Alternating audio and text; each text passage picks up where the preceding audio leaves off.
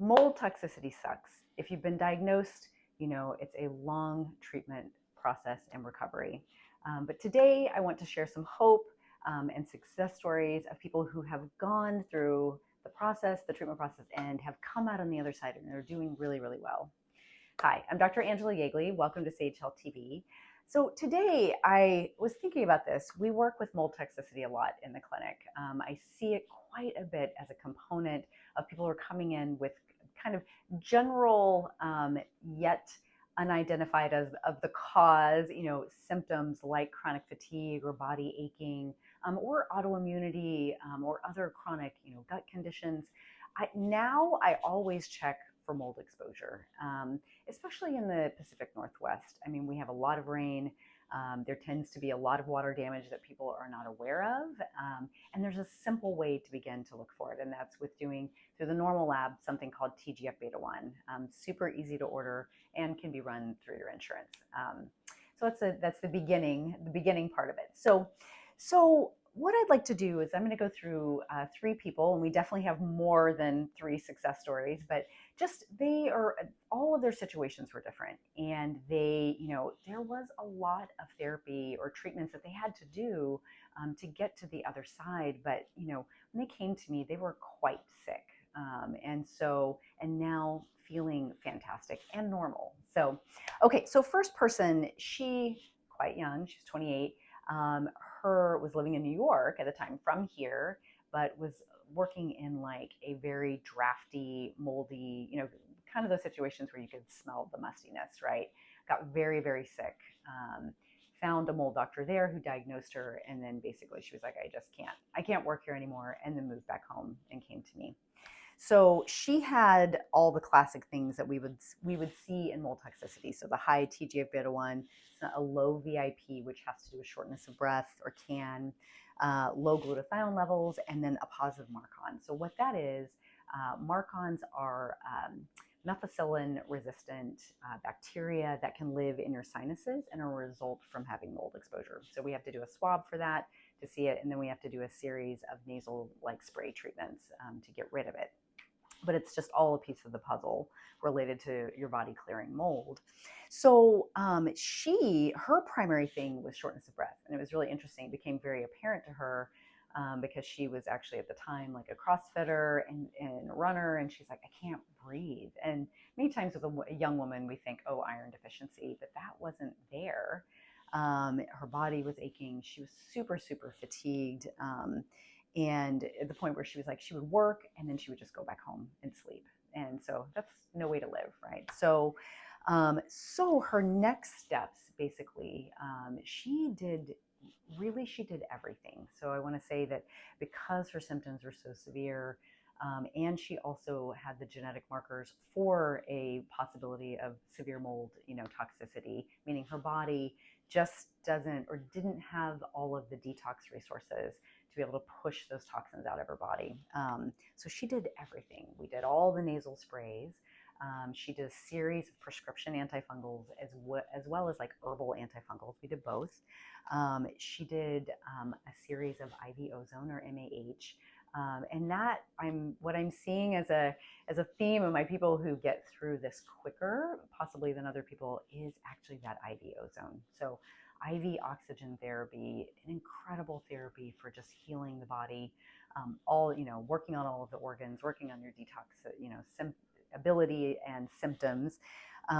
It was also paired with a high dose IV vitamin C. And so we're looking at over like 30,000 milligrams when we're starting to talk about high dose IV vitamin C. So it's a lot. Again, healing of connective tissue, as well as just overall. She also had other viruses, so it was helping with that. Did a lot of IV glutathione. So glutathione is one of our super antioxidants and also is a gentle chelator or binder of mold toxins as well as and excretes them. So, and helps the brain because it crosses the blood-brain barrier. So it really helped her cognitively. She was able to focus at work again here after her glutathione and this combination. And so she did a treatment she was probably doing this for a year.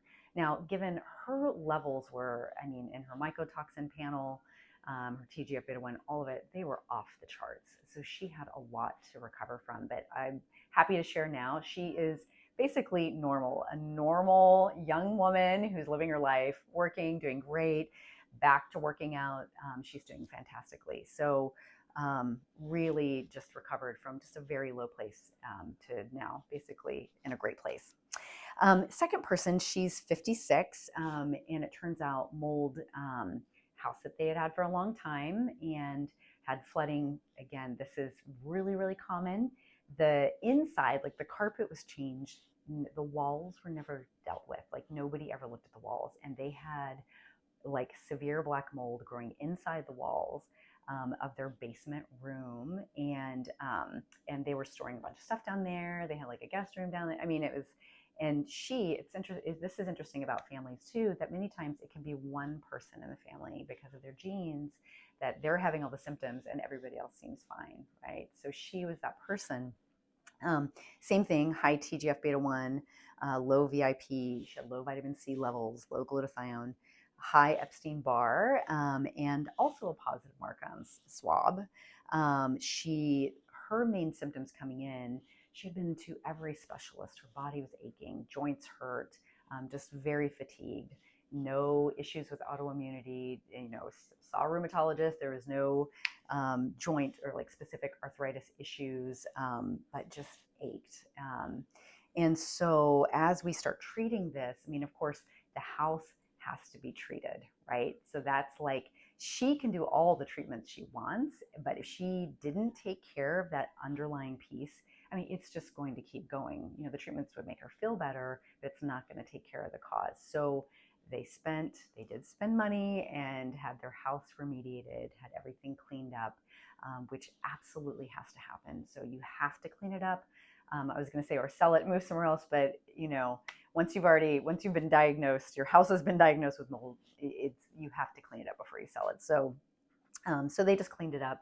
And then we did a lot of IV glutathione. That was probably our primary, just for financial resources. That was something she really could commit to. But we also did the combination of like high dose vitamin C, a series of those. Like we did about 10. We're still working on it. She's doing well, but she just really wants to like stay doing well. We did all of the nasal sprays. We did all of the prescription and herbal antifungals, and also kind of worked on healing her gut as well. And she is doing so well. Aching is almost gone. Like she's at this place, her energy is way up. Like, I mean, her life has really turned around. It's like she can do a lot of things now that she couldn't do before. Next person. So this person also a lot. It's interesting. So really, this for her is a genetic thing. She had less exposure in her home than most people that I see. It was like her washer, a little bit in the bedroom. I think something under the sink. It was pretty easy to clean up, actually, but I mean, the markers were all there. She had mycotoxins in her urine, the high TGF beta 1, low VIP, a really high that's called C4A, which is an inflammatory marker, another one that's related to mold, and very high histamine levels. I mean, they were off the charts. And she had more of the symptoms that were related to histamine. So a lot of flushing, a lot of heat, a lot of like itching and feeling uncomfortable.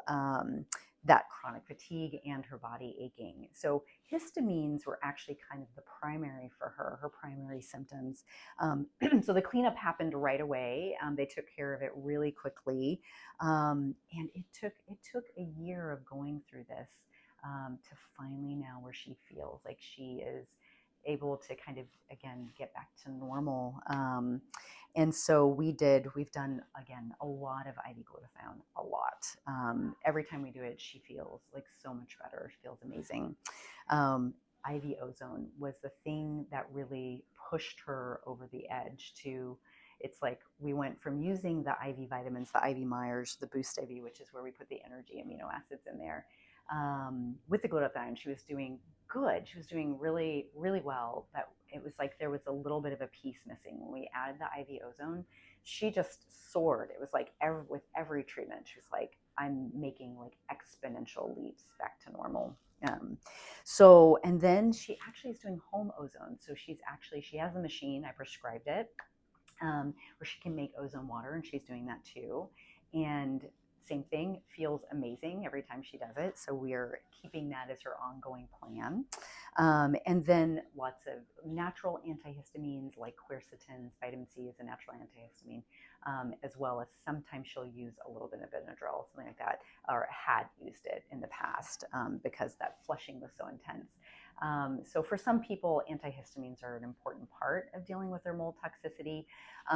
My other people, a lot of people don't need to use them, but there definitely is a subset of people that it benefits them immensely. The other thing that I didn't write down is that all of them also worked on diet. So there are histamine, like low histamine diets. I found that even if people, because it's kind of an intense diet, so if you take the big high histamine foods, maybe that you eat most commonly, right? Say like if it's spinach or um, almonds, something like that, that you're like, okay, these are the specific things I'm going to take down, because I also recognize, people also need to live their life and not feel, if they're already struggling, feel incredibly food restricted. It can make it just so much more difficult. So what we focused on was like, okay, let's choose the low histamine foods that feel really good to you and that you really like. And then if there are a few of the high histamine ones that you really can live without and they're not a big deal, let's find substitutions. Let's just take them out. And then really worked on bringing down sugar, because sugar, feeds yeast, feeds mold, feeds fungus. So sugar has to come down as well. So yeah, diet was incorporated. And now again, we have, many people who go through this protocol who are struggling so badly and having such a hard time, that they are now doing great. They're functioning, they're living their life, and they're putting this behind them. So if you have any questions, if you're suspicious that you've been exposed to mold, we can definitely do the test. If you know you've been exposed and you want a treatment plan, we have got you. Please come in. We'd love to create a personalized plan for you. And yes, definitely send us questions, anything that you have. So thank you for joining me, and I'll see you next time.